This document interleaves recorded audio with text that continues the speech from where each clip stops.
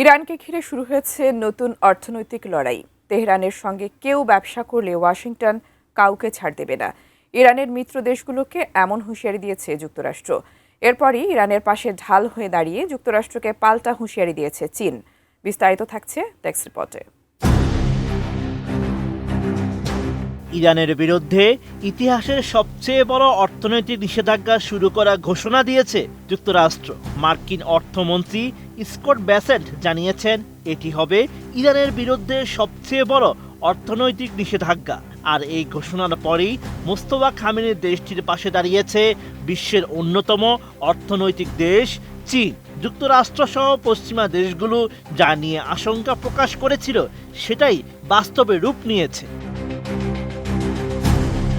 British সংবাদ মাধ্যম BBC জানিয়েছে ইরানের বিরুদ্ধে নতুন মার্কিন নিষেধাজ্ঞাকে অবৈধ একতরফা পদক্ষেপ হিসেবেই দেখছে চীন।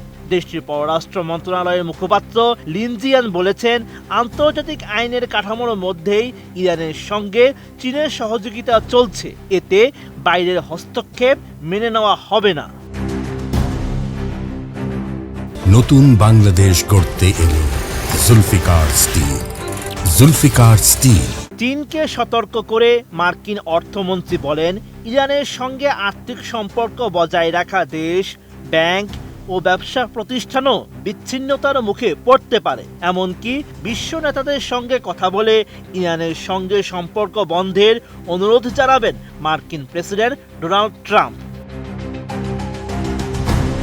চীনা ব্যাংকগুলোর প্রসঙ্গ উঠতেই ব্যাসেন্ট স্পষ্ট বার্তা দেন। তার দাবি, মার্কিন নিষেধাজ্ঞার আওতার বাইরে কেউই নয়। এই অবস্থান সামনে আসতেই দুই অর্থনৈতিক পরাশক্তির মধ্যে নতুন উত্তেজনার আশঙ্কা তৈরি হয়েছে। কারণ ইরানি তেলের সবচেয়ে বড় ক্রেতা এখনও চীন।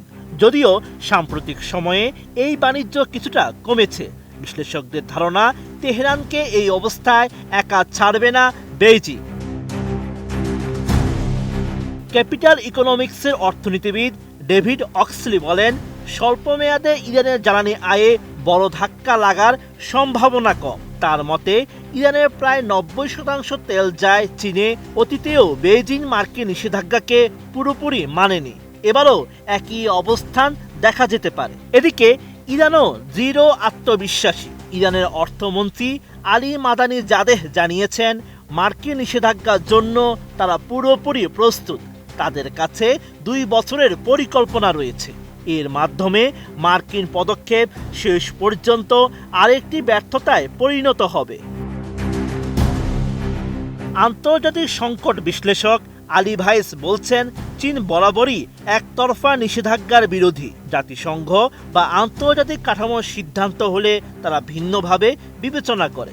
কিন্তু শুধু যুক্তরাষ্ট্রের সিদ্ধান্তকে বৈধ মনে করে না বেইজিং। বিশ্লেষকরা বলছেন, এই নিষেধাজ্ঞার প্রভাব পড়তে পারে ভারত, রাশিয়া, পাকিস্তান, তুরস্ক এবং ইরাকের মতো দেশও।